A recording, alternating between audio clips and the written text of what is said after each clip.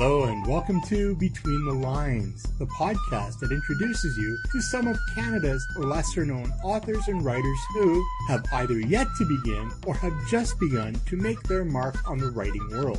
In this season, our third, we will focus solely on Canadian poets and their poetry.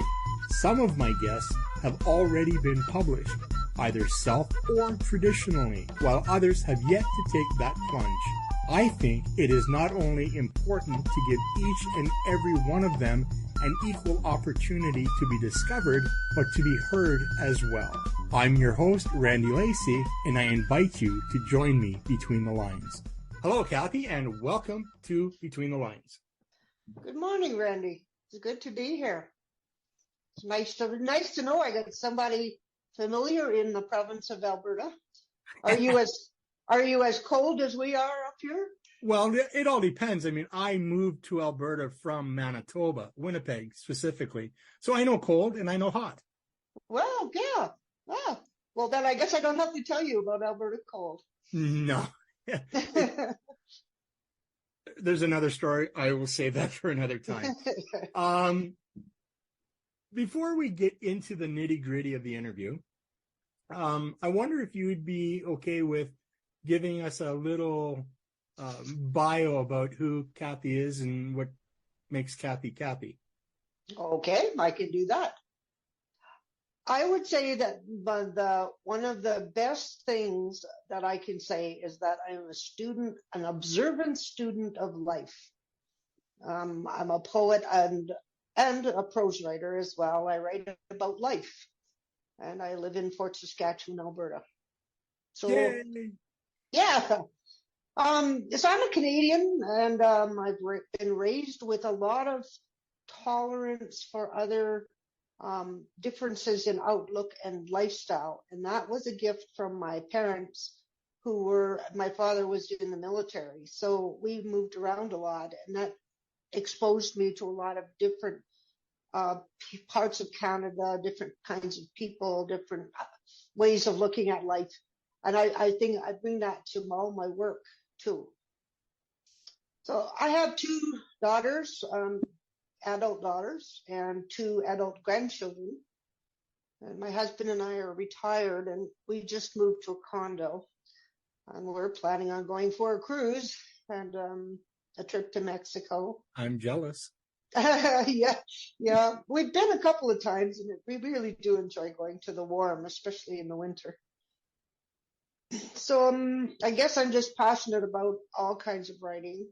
All the poetry that I've written, it comes out of my life experience, I guess, mostly. We've been scuba diving, we've been RVing, doing backyard living thing and grandchildren and all of that. That's where most of my poetry comes from, is from just living life and talking about it in my poems, having my say, I guess. Yep, I've written a couple of books of poetry that are actually self-published, and several chapbooks that I've made myself. I've had stuff included in anthologies, and I have a volume of, as well as poetry. I have a volume of essays, a book of fairy tales, an autobiography, 3 children's books, etc. So I've tried almost every genre of writing. We'll talk at length about those a little later in the interview. Okay. All right. Go ahead. The last thing I just wanted to say was that I have training as a journaling facilitator, a grief recovery specialist. I've given readings. I'm a Toastmaster. I enjoy leading journal writing workshops. I'm one of the members of our local writing group. I lead a reminiscence group at a seniors lodge, and I assist others with writing reminiscence letters for their family and friends. Yeah. So you're a Jill of all trades. I am indeed. I haven't used that term before. I've used jack of all trades many, many times, but a Jill of all trades, no. That's wonderful. Thank you for sharing a little bit about yourself. You're welcome. Normally at this time or juncture, we would go directly into question period, but season 3 is focused entirely on Canadian poets and their poetry. So with that being said, this is the perfect opportunity to introduce one of your poems to us. So do you have one ready to read? I do indeed. The floor is yours. Thank you. So as I said, most of my poetry comes out of my life experience. So this first one is called Stormy Weather. Black clouds collect on the sky of his eyes, bruised energies threatening rain. In the crackling air, she paces like a caged creature. Sniffing the air, she circles and circles, hunting for safe shelter. Her inner door bangs shut with minutes to spare before word storms spatter like rain on worn wood. She watches through windows of fear, feeling sick to her stomach. Wind rages, flings droplets of spittle on her tear-stained face.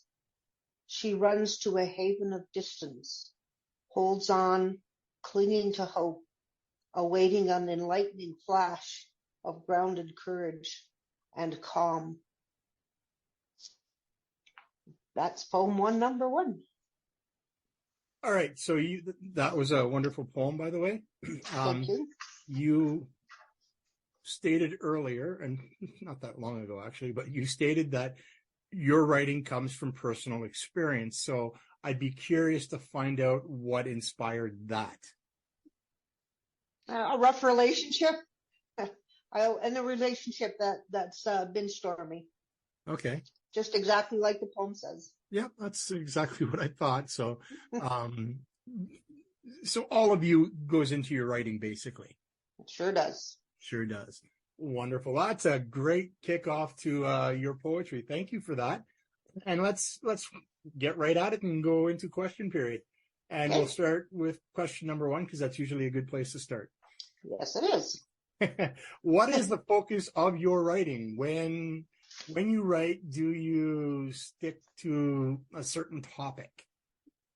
Well, we just were saying, life writing, life experience. But I think most of what I like to do is to focus on, for one thing, expressing how I feel. And then also there are things like spirituality and emotions. Just, I guess those are the main things. One of my favorite tools in poetry is metaphor. And I find metaphor really works well for talking about things like emotions and spiritual experiences and things like that. So a lot of my writing is about life, but it compares it to other things. If I'm talking about something abstract, when I use metaphor, I can make it concrete, and then it's easier to express and easier sometimes for other people to understand as well. So go ahead. Yeah. Oh, I was just going to say that's basically where I come from. Most of my poetry is about my life experience. Okay, yeah. That's a great answer. I'm going to mix it up a little bit for you, though. Okay. So life experiences. So you're writing as the experiencer. Do you ever write as the observer? Yes, I have. Yeah.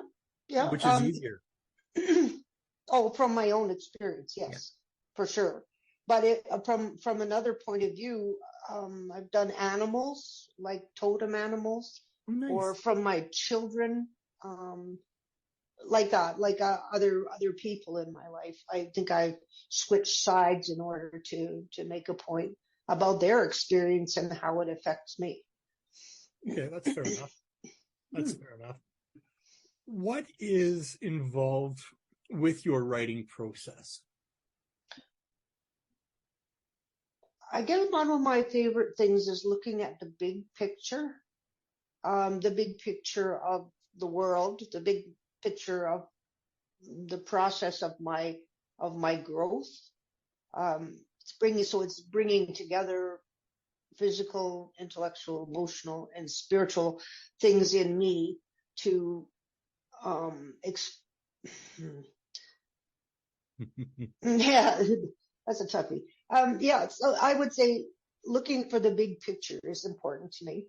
Finding perspective, um, looking at opposites and similes and metaphors and same and different and connection to all things, connection to other people, easing loneliness with others and also with myself, sharing my own loneliness. So that's carried over into people and my interest in people because I'm a real big people fan. So I'm always looking to understand things and communicate what I see.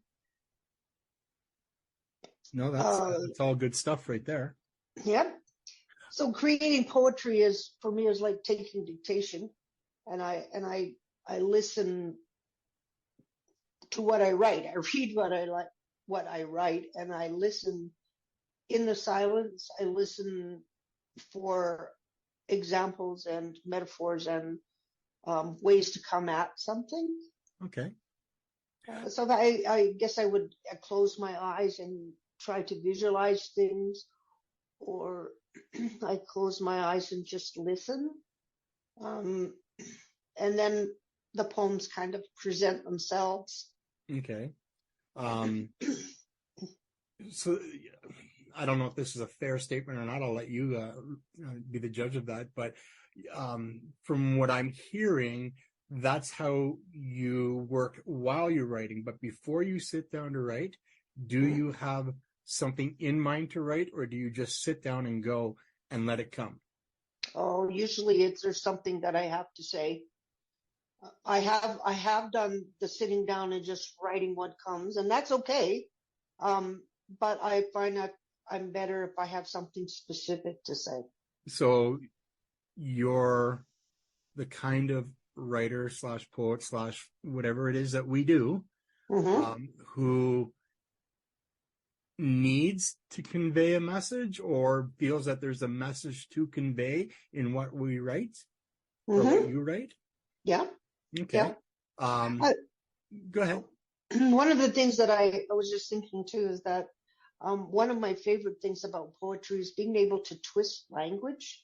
So if I hear a word that appeals to me, I sometimes will write a poem that connects my spirituality with this word. Okay. And I find that's kind of fun. Like there's also always a quote or imagery or something out of a book or that gets presented to me, and then it's like, oh, okay, now what do I do with that? Like how does that apply? In my writing group on Facebook, I don't think you're a member yet, but we'll get you in there. Okay. Or you might be. I don't know. I haven't looked recently. But anyway, I put out a obscure word for the day. Okay. And the word, and then its meaning. And my intent behind that was for people to look at the word and go, oh, I'm going to try and use that word or use what it means in something that I write. Before I did that, I used to do lost word of the day. So basically dead words. Okay. I found a website that has a huge list of dead words alphabetically, and I would post those. And I used to challenge myself to write a poem using one of these words. And like one of my favorite poems that I've ever written was for the word odoriferous. Oh, wow. Okay. And so the poem, that's a good one. It is. And the poem was actually called Odoriferous Bliss. And it basically talks about all the scents that I love. And I just thought it was in my first book. But I think people should use words in nice, weird ways. One of the things I enjoyed as a kid was taking names, like naming the dentist. The dentist is Dr. Gum. or the carpenter is Mr. Wood. Yeah. Like to make the connections between things. Yeah. But also etymology is really cool. Like going back and looking at the history of a word. So it's like you saying about dead words. It's fascinating to me where words come from. Yeah. I think it's fascinating that such big words are used for such small definitions. Yeah, that's true. I like that. You strike me as the kind of person who's an avid people watcher. So you would be one of those people sitting in the mall just watching and listening people go by. Yes. Is that I've you? actually written essays. I wrote a short story that was included in an anthology, and it was just about that. Like I was traveling to Toronto, and I was on in the airport and on a plane, and there's descriptions of people, and it's exactly that. I'm very good at watching people and picking out what's going on for them just by their body language, and the words that they use. I love that. As a visually impaired person, prior to becoming a visually impaired person 12 years ago, I was a people watcher as well. Now I'm a people listener. Mm-hmm. So Yep. I could sit there, and it's amazing that, you could be sitting there and people are walking by, and what they freely talk about or say out loud within earshot of anybody, not realizing that they're feeding people's imagination.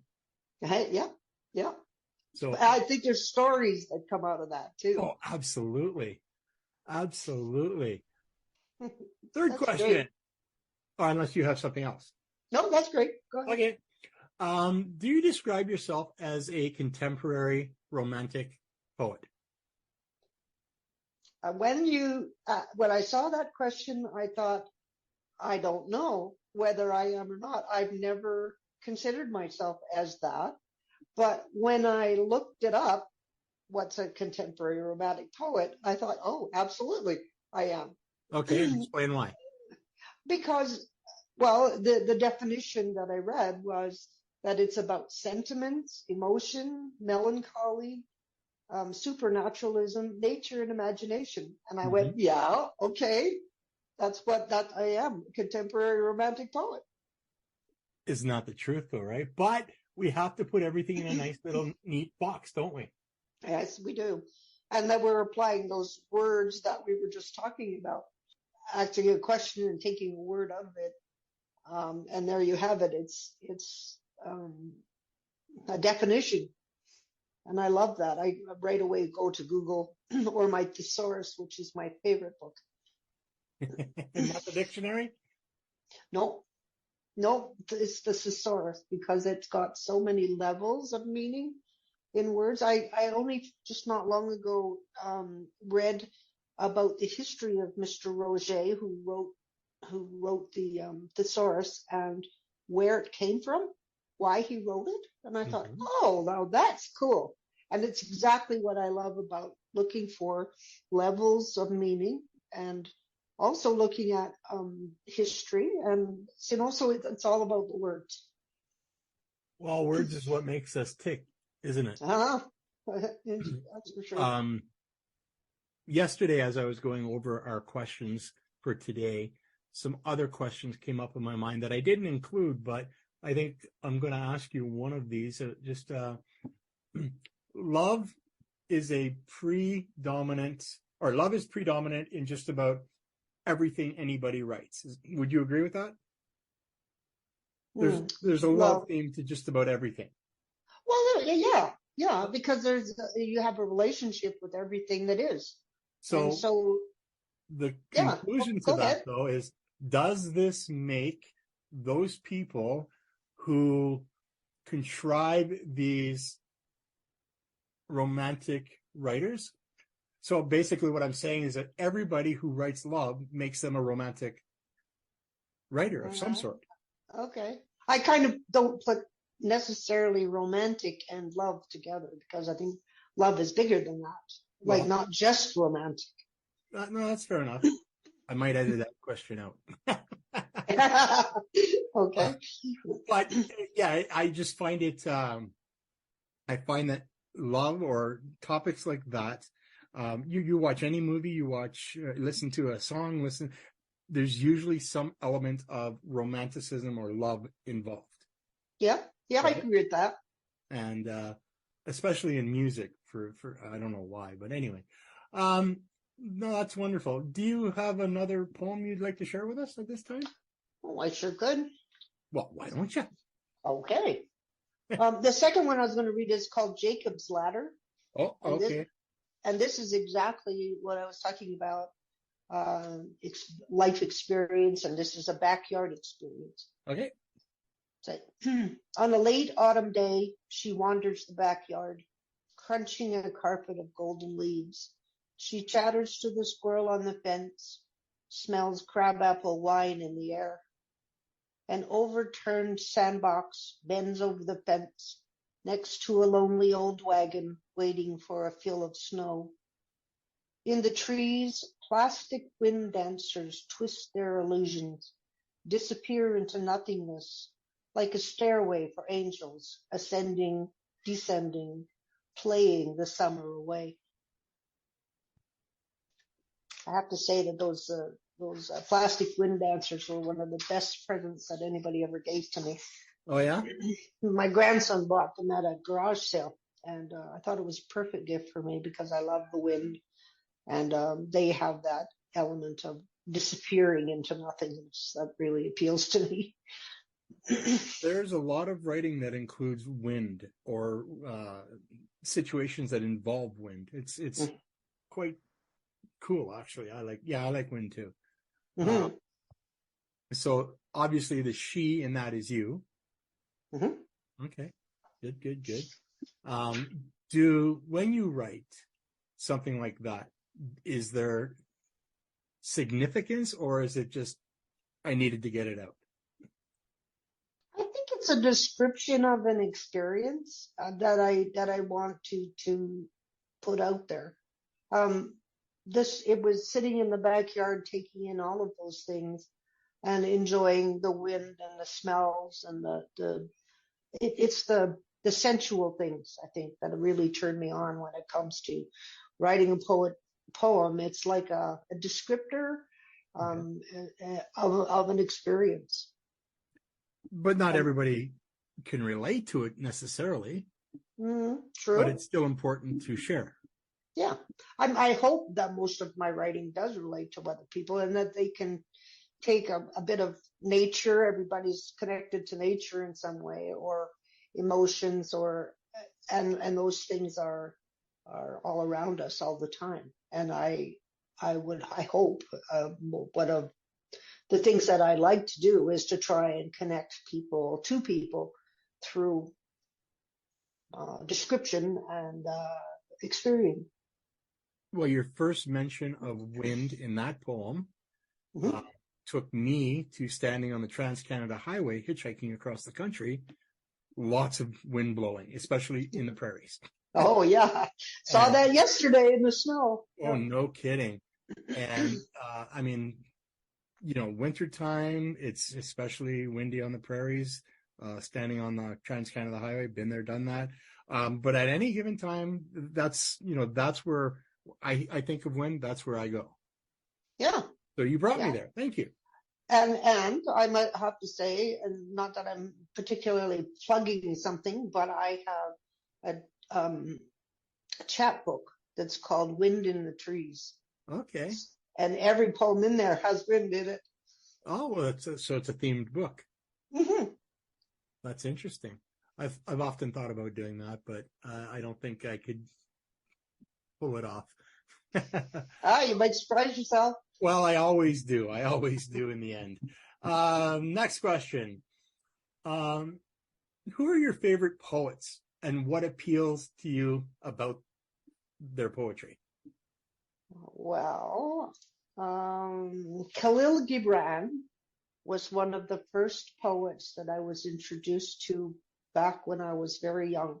I was like, when I left home, I think I was 21, and my aunt gave me a copy of The Prophet, and I started with that. And I love the way he describes things, and in that book, all of the chapters are about things in life, like children and marriage and death and all the components of life. And the way he describes them is really quite amazing.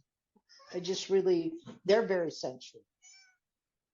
So that would be one. Mm-hmm. And John O'Donohue, it has a similar feel for me. John O'Donohue was an Irish priest, and his writing again is different, of course, than Khalil Gibran's, and it has probably a very Catholic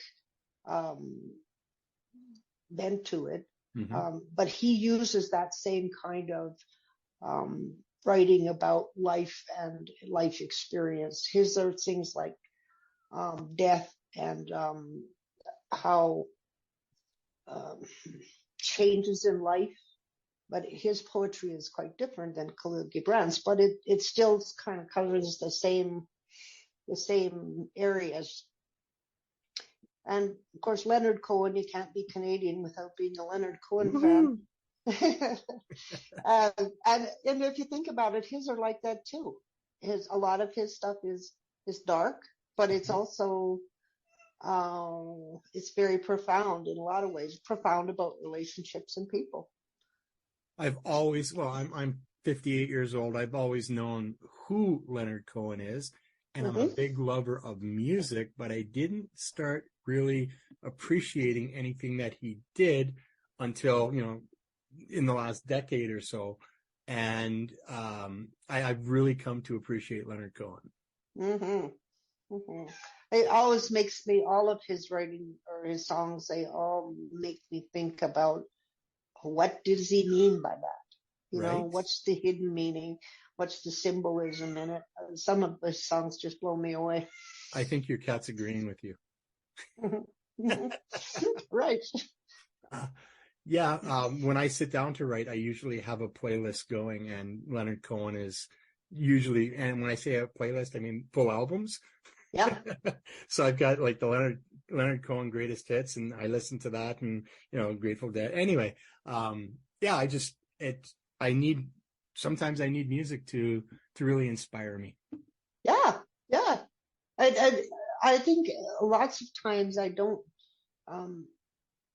I listen to music, but it's kind of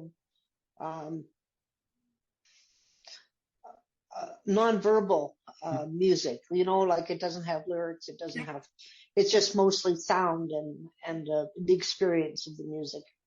That's fair enough. It takes all kinds to inspire all kinds. Mm-hmm. Absolutely does. You can use that. No, I'm kidding. In your opinion, is poetry dying, or do you think there is still enough interest in it to keep on writing it? Generally speaking, I think the world needs poetry because poetry can show, a person could see something that's beautiful and write about it in poetry. And sometimes it's something ugly, but the words can make it something beautiful. Mm-hmm. So expressing the ugliness in a way that others can see the wonder of it. I've seen some poetry that's like that, and sometimes when people can write about the darndest things, and it's got a beauty to it, and it's the way the lyrics and the beat and the sound of the poetry, it gives it a whole different view than just writing about it. So it's the magic and the power of that is what makes for inspiring other people. And it also is an opportunity for people to hear magic in words. Mm-hmm. And that's something that I just love, is being able to use words to inspire other people and to touch other people. I wrote down a quote when I was looking at this question, and it's a few lines from Allen Ginsberg. Okay, go ahead. I did a whole lot of stuff about him one time too. The only thing that can save the world is the reclaiming of the awareness of the world. That's what poetry does. And I think that's absolutely true. It brings an awareness. And since the dawn of creation, man, woman, human beings have been expressing themselves with words, whether it be vocal or the written word. Yep. And so, yeah, I think the other aspect of that question I was looking for, maybe I should redo that question, but over time, there has been a lull in the popularity of poetry. There's been, a resurgence of it. It's spiked. It's, that was what, like the Renaissance. It was like poetry and art, and, and then it declined, and it's gone up and down like a huge roller coaster. And in today's culture, would you think, or would you say or agree that poetry is nowhere near its popularity as it used to be, but is on the resurgence? Well, the darndest kinds of things they call poet, like one of the kinds of poetry that amazes me that people understand and can catch is rap. And I've seen poetry done live, done like rap. And it's amazing to me that they can take that and make it into a rhyming thing. That's just all about the beat and the like. I think that's really amazing. I can't do it. I know that. I recently interviewed a gentleman who's a retired professor who taught creative writing off in Ontario somewhere. And much to my surprise and delight, I might add, is he actually goes up and reads poetry and stuff like that. But he did a rap for me. He raps. And he's retired, so I mean, he's older than I am. And he rapped. And my goodness, it was so cool. And basically rappers are poets. Yep. Oh, definitely. And so I'm just, it was kind of cool. It was a neat experience for me. Now, that last poem that you read for us, there's not a lot of rhyme in it. So are you not a rhyming kind of poet, or are you just? No, I'm not. I can answer that. Absolutely, I'm not. But I went to a workshop one time with, what's his name? Anyway, it was there was in the workshop, he talked about internal rhyme. So rhyming that carries through the poem. That's a middle of a line. It rhymes with the end of the line. And I thought I didn't even know that existed until I guess I'd done it, but I didn't have a name for it, and I didn't know that's what I was doing. But it was Patrick Lane was the person. And so I came away from that with, I guess I do know how to rhyme, but not necessarily at the end of a sentence. No, that's fair enough. I am a predominant rhymer. Mostly everything I do is in rhyme. I can't help it. I'll walk down the street, I'll see something, and then I'm automatically in that rhyming stage. Yep. And that's just, to me, that's what it is. I've tried my hand at the other way, and the other way doesn't seem to gel for me, if you know what I mean. Yep. But and I'm not formally trained or anything. It's just something that I've done. But what are the challenges or benefits and drawbacks, for that matter, to self-publishing? Well, challenge-wise, I think you have to be careful about your publisher. Excuse me. So to find a right publisher for the work that you're doing. Marketing, I hate marketing, but with a publisher, a private publisher, you have to do your own marketing. They do some, but you have to do it yourself. Really. and a lot of times the publishers that I'm aware of, have a local market. So it's not necessarily a national audience, or although I've seen people who have been published by the same publisher as me, who have gone out into the world, and they do poetry with all kinds of groups and all over the world. So I think it largely depends on the person and what you're good at or what you like to do. So you're not talking vanity presses here. You're just talking smaller publishing houses. Yes, that's right. Okay. So that's a challenge. What about drawbacks or? I think the drawbacks and challenges are kind of the same. As I said, marketing is a drawback for me. I have to I think a lot of times I publish, but I don't even really think about the marketing. I'm publishing what I want as opposed to what readership is, which is not necessarily good, but works for me. Again, okay, so that would bring up a question that wasn't scheduled, but who do you write for then? I would say probably myself more than anyone else, but also I think I write to offer encouragement, inspiration, so the people understand each other, the connection, not just me, but that I'm a human being and my writing can apply to anybody who's a human being. So it's not a specific audience, I guess. It's more, I like to think that it's more general than that, more inclusive. In most of my books, which are self-published, in most of my books, I quote myself because I can. And it basically goes like this. I do not necessarily write because I have something to say, but rather because there may be something you need to hear. I agree. Totally agree. Yeah. Yeah. And that's the gist of why I write. Yeah. One, to get it off my chest, but two, because something in what I'm saying is going to appeal to somebody and affect them in a way that they need to be affected. Absolutely. And if we don't write it and we don't put it out there, they're not going to get it. So I get it. Yeah, I would have to really agree with that. Somebody does. Thank you.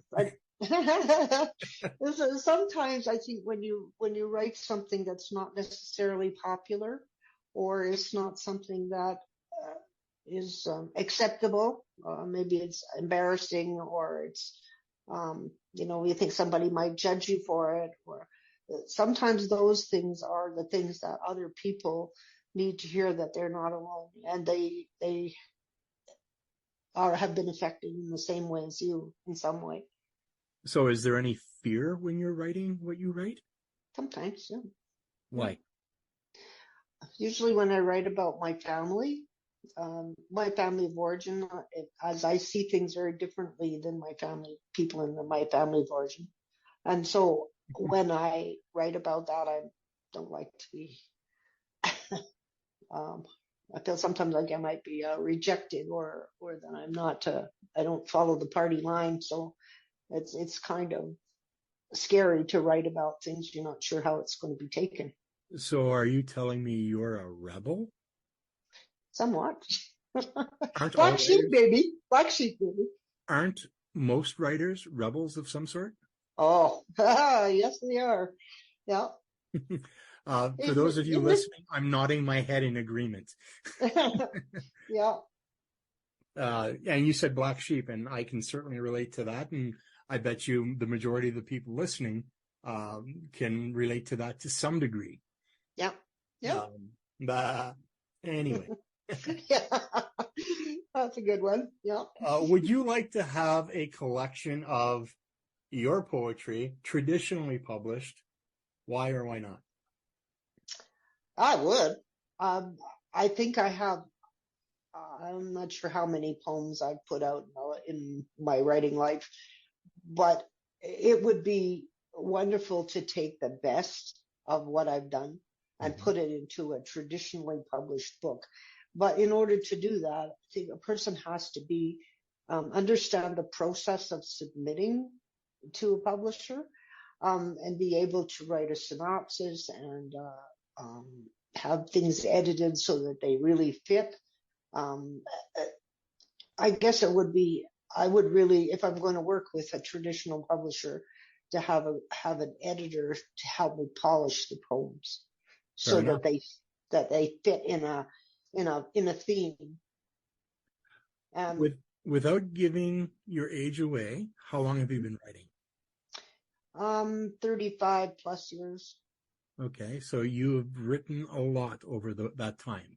Yes, and wasn't necessarily from childhood. Mm-hmm. It was from when I was a young adult. Right. Yeah. I'll tell you this story, but it'll come out of the interview. In 2015, I had a New Year's resolution, so December 31st, 2014, that I was going to write a poem or try to write a poem a day for a year. Oh, that's a big challenge. It is. I tried it the year before and failed miserably. But I was determined to try it again. And after 13 days, I failed. But I went and I looked at what I'd written in those 13 days. And I had more poems than days written. And then I went, well, wait a second. What is the ultimate goal here? The ultimate goal is to have 365 poems by the end of the year. Mm-hmm. Right? So I changed my goal, the wording of it. And then by November 21st, I had succeeded. Huh. Right? That's pretty cool. Yeah. Yeah. But if you redefine your goal, then you haven't failed. That's true. And if you accomplish what your redefinition is, it makes it easier to achieve. And I mean, I've lost many books full of poetry because I quit high school 5 times. So my locker, I never cleaned it out. I had stacks of poetry in my locker. So to this day, since 2013, when I published my first book, I'm over 1,000. And I'm not saying that to boast, but you get in that constant habit and you keep producing. Mm-hmm. Yeah. Not all of them are going to be great, but they're a starting point. I think I had when I was writing my autobiographic memoir, that took up a good chunk of my time for a good year. And I haven't really gone back to poetry with the same outlook as I did then. Okay. Before the memoir, because I kind of got taken away by a different kind of writing. Yeah, fair enough. But I'm back to it, and I have, like you were talking, how many poems you have. I was looking through my folders there the other day, and I have a good number of poems that I have never been published, and that I can work on to make better, and then do something with. So basically, what I do is I start the year and I make a folder for every month.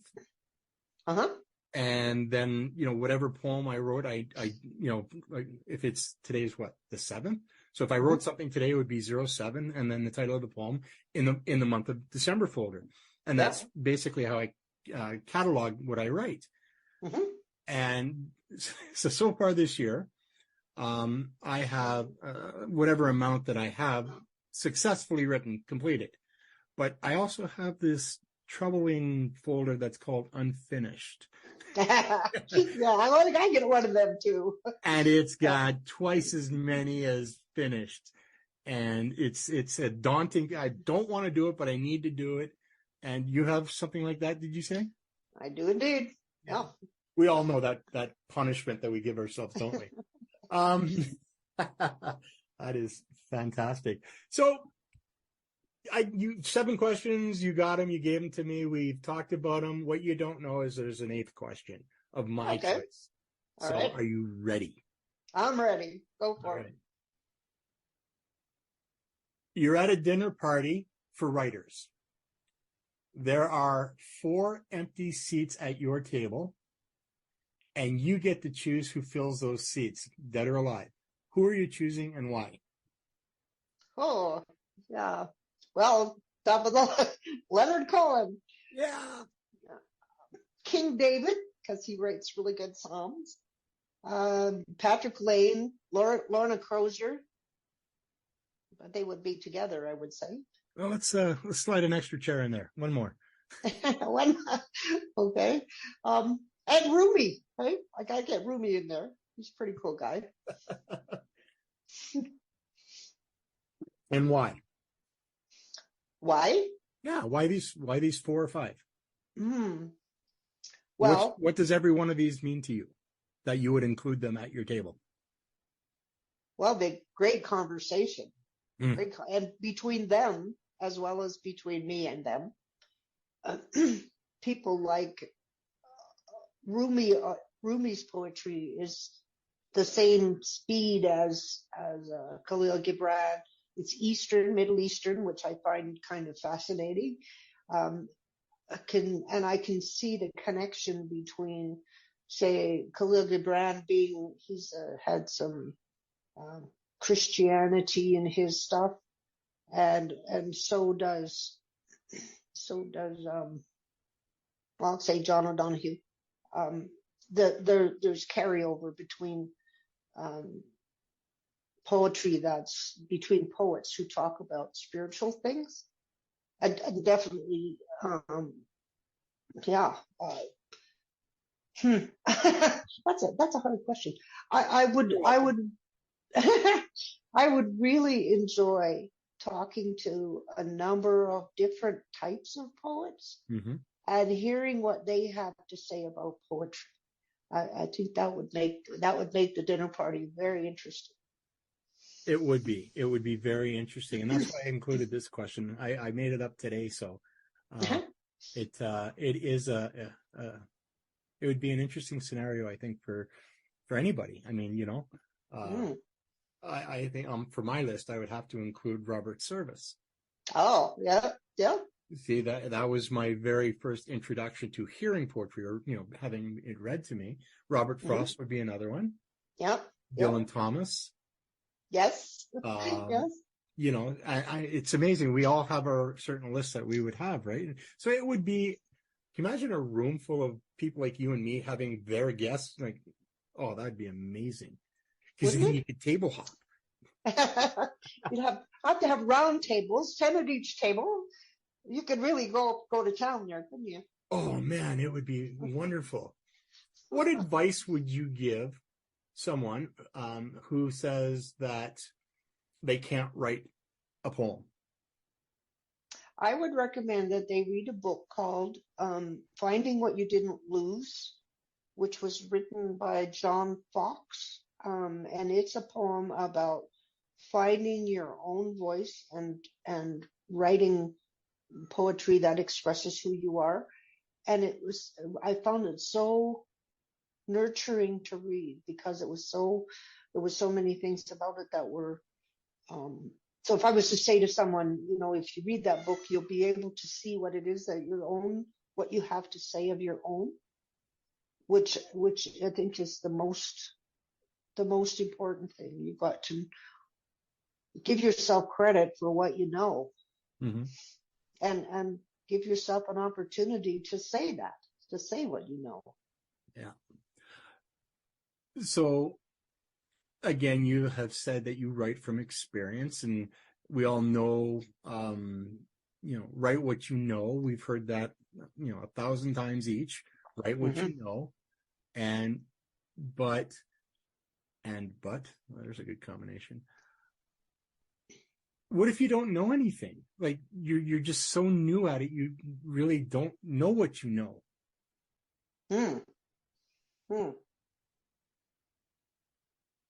Well, some of that would be, you don't know what you know, but that's the whole point, is to find out what you know.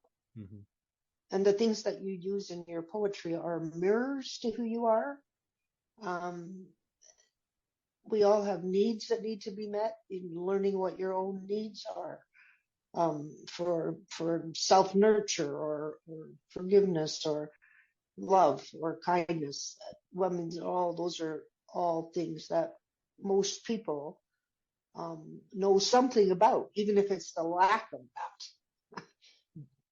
you might not know something, but you know what you feel about something. Absolutely. Yes. Right? Yep. Compartmentalizing is a huge word today, and it's been around for a long time. But I Mm-hmm. wrote a poem called My Box of Boxes, right? Yeah. I've got a box that I put all my little boxes in, that I put all my little thoughts in. Mm-hmm.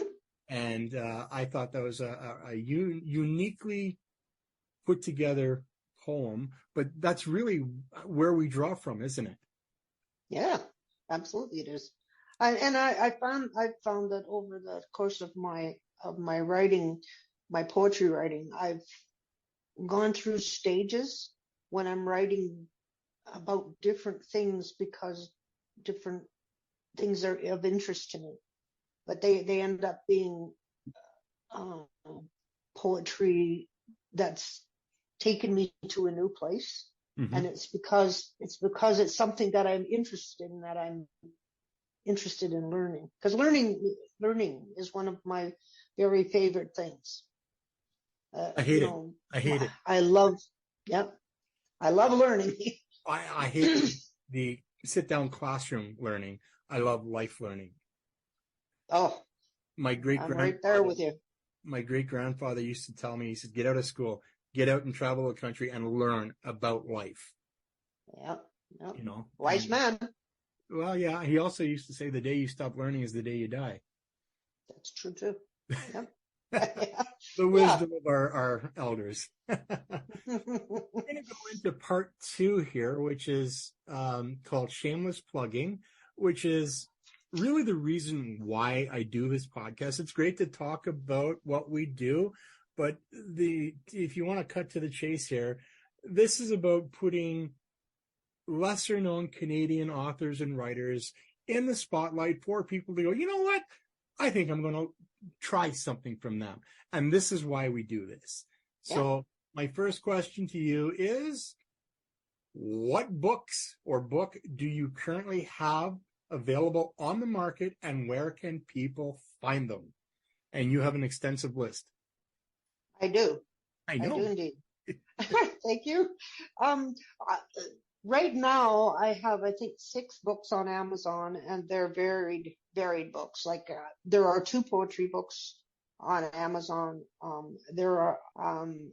And of course I have my books here, and I have every book that I've written here, and my mother has them too. So you could talk to my mom. Yay, Mom. But I did have at one point a website, which I don't have anymore. So I have a Kathie Sutherland author page on Facebook and an Instagram page, but I rarely put poetry stuff or my book stuff up on Instagram. I do sometimes, but not a lot. So I think in order to get any of my poetry, it'd be my publisher and through me. And through you or Amazon. And Amazon. Yeah. Do you have an Amazon author page? I did, but I haven't been there for a long time. I was done at the time when I was doing the memoir. Okay. So I haven't even been there. So I don't even know. I think I do. Well, this podcast is also, I upload it to YouTube as well, not as a video of you and me, but it's a waveform. And in the description, I put links to everywhere where you can be found. Okay. So I usually link people, if they have an Amazon author page, I link people to that. Okay. I can have a look for that and get that back to you. I can look for it too. I'm still capable, but okay. I'm sure you are. Well, I try, and I think you gave me a listing of everything anyway, where it can be found and whatnot. So I'm probably going to be able to put that together on your behalf. Well, thank you. Oh, you're very welcome. Second question. Are you currently working on anything? And if so, how close to completion is it?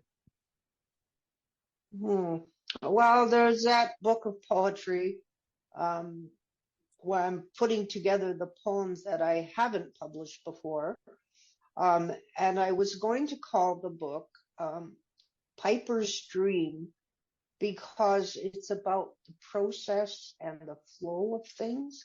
So each of the poems has some connection to that. And I used piping because that was my husband's work when he worked. He was a piping designer. So he had a lot of very good metaphors for flow. And so I take colorful ones too. So that's in the works right now. I also was going to try a couple of nonfiction books, like writing type books, but I'm one of those people who starts a project but doesn't finish them. So I have a lot of projects I could do, but I haven't in the last while. I think any writer that I've ever talked to is exactly like that. They've got so many things that they've started, but haven't quite got back to it. Mm-hmm. It's a good idea. Yes. I'm actually working on a low, what are they called? Low content book.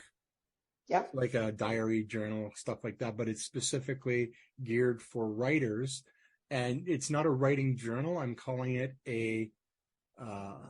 I can't even remember what I'm calling it. But anyway, basically there's going to be a section with, character names, character traits, plots, plot twists, and things like that. So you can go back and forth and you have everything in quotes or anyway, that's another story. Number 3, if you had to choose one of your books or poems as a favorite, which one would it be? I don't think I could possibly say what poem particularly. It's like choosing your favorite child. That's right. I would say probably my favorite. I can't say that. I was going to say one of my favorites is a book of poetry called a Balancing Act, and it's a fairly it's got a fair number of poems in it, but it took me a long time to find the flow of the poems in that, to connect the poems to each other so they made sense in the overall. Is that important to you?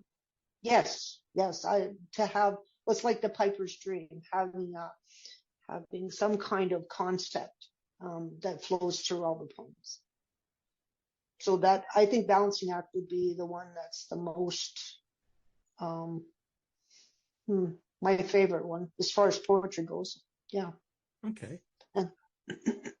Now you've kind of touched on this already, but we're going to go into detail here. So where can people connect with you? Facebook, email, snail mail, you don't look like a TikToker, but TikTok, Instagram, the list can go on and on. So I'll just leave it with that. Well, certainly all of those. I prefer one-on-one for real talk, like on the phone or an interview like this. I really enjoy that, or with all those poets in that room. I would think that email, certainly for requests for things or wanting to chat about what I do, email for sure. And I have 2 different email addresses. Okay. One is Kathie Sutherland at shaw.ca, and I've had that account for a long time. And that's the other Kathie. Yes. Okay. Yeah. And also Sutherland Catherine M at Gmail. That's the one that's all over my Facebook and like that. So that one So those 2 for email. My Kathie Sutherland personal Facebook page and my Kathie Sutherland author page. Those 2 Facebook things are my main out there tools. So your preferred method of contact. Yeah. Excellent. Okay, we'll do it this way. Can you share one final poem with us before we close out? I sure can. And this is appropriate because it's called Moving On. This is a childhood one that kind of says something about my childhood. So looking out the side window on my way from here to there, I mutter goodbye to the new girl sitting at my desk, the one hanging her coat on my hook. And I wonder who will be the blackboard monitor now and how the classroom will go on without me. Cool glass on my forehead, present flashes into past. Fingers clutch familiar things. Trixie Belden books, a coloring book of Bible stories, a jar of broken crayons. I catch a glimpse as we drive past, my childhood Jesus sitting on the curb. I know he'd put his hand on my hair and say, sadness is a rear view, fading as you drive away. And then he'd gently say, it's okay to invent details of places you once knew before they've disappeared completely from your heart. I shoulder check, wondering if I'll catch sight of him someday, somewhere, waiting on another curb. I know he'll ask me about resurrection, and I know the peace that comes after dying to the old place and waking up again somewhere new. That's pretty deep. Yeah, it kind of speaks really quite directly to my experience as a military kid moving around all the time. Mm-hmm. And there's an element of faith. Yes, indeed. We all believe something. Yeah, I think. Go ahead. My beliefs are pretty eclectic. They're not just one thing. They're a lot of things. I'm not here to judge you. I'm here to interview you. In closing, though, Kathie, what would you tell anyone who might be too afraid to take that chance on being published? Go for it. Yeah, go for it. I think there's so many benefits to seeing your work published, even if it's in a letter or in a little chapbook you make yourself. It's something that you can hold in your hand and say, this is me, and I really want to share this with you. And of all the things that publishing to me is about, and I would encourage anybody to do it, is to find a way to put it out there and share it with somebody. Mm-hmm. Even if it never gets published by a real publisher, but having something in your hand, a piece of paper that you can give to a friend, or you can leave as a gift for someone who's experiencing grief, or a memory of someone.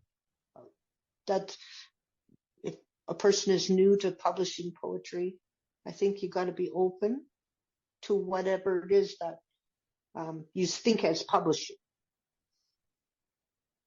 No, that's all good advice right there. Back in 1979 is when I first started writing poetry at the behest of my English teacher as an assignment. Mm-hmm. And he indicated to me that there may have been a talent worth developing with regards to writing poetry. Mm-hmm. And he says, it's raw, but you need development. And he says, but you know what? You should seek publishing one day. Well, that was 1979. It took me to 2013 to publish my first book. Mm-hmm. And of course, life got in the way, and, other things got in the way and the dream died. But my first book, called Blind Ambitions, and it's titled as such because it took me going blind to become ambitious about being published again. So there's my connection. But yeah, you know what? For me, it wasn't to achieve monetary gain or fame or anything. It was that sense of accomplishment that my teacher had put into me to get published. And so now I had something that I can say, I did it. Mm-hmm. And if you can do that the first time, every time after that, it's that much better, I think, personally. Mm-hmm. I totally agree with that. Just being able to, that's one of the things that's said in that John Fox book, that Finding What You Didn't Lose, is that a lot of people are they forget about poetry because they don't think it's good enough, or somebody in their English class said, "Oh, this is dribble," or something like that, and you kind of lose it. But I think coming back to it is when you realize that it's important and that you have something that you want to say. You just used the word, but there's a new form of writing stories or whatever it's called, drabble. Have you heard of that? Yeah, actually I have. Anyway, Kathie, this has been fantastic. Thank you so much for agreeing to do this. I always enjoy talking to writers and poets, and this has been a pleasurable experience. So thank you for agreeing and coming on the show. Thank you for having me, Randy. It was fun. I think I don't get an opportunity to talk about writing and poetry and where I come from with it very often. And so that's what that room with all those tables and sitting here talking to you does. It's an opportunity to talk. Absolutely. And it gives us, because we do have a wealth of knowledge to share, right? Because of the experiences we've been through with our writing process or our life process, right? Mm. And it's just as important as the poetry we produce is to know why and how. You bet. I'm with you there. Absolutely, positively. I made those words up. So yeah, thanks again, Kathie, and happy writing. Thank you very much, and you too. Thanks for tuning in to this week's episode of Between the Lines. We hope you enjoyed our discussion and were inspired to either start writing or to keep on writing. If you have any comments, questions, or suggestions for future episodes or guests, you can reach out to us by sending an email to randy.btlpodcast@gmail.com. Use comment or suggestion in the subject line. For a copy of the transcript of this or any other episode, just send us an email using transcript as the subject line and indicate which season and episode you would like a transcript for. Visit my website, therandylacey.ca, where you can purchase one of my books, read my blog, and yes, even hear every episode of this podcast. If you have enjoyed what you've heard and would like to hear more, click the Buy Me a Coffee button at the top right corner of the page to help cover the costs associated with keeping this show available to you.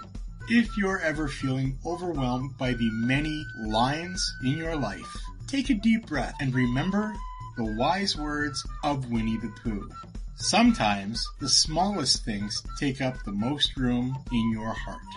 Until next time, keep on keeping between the lines.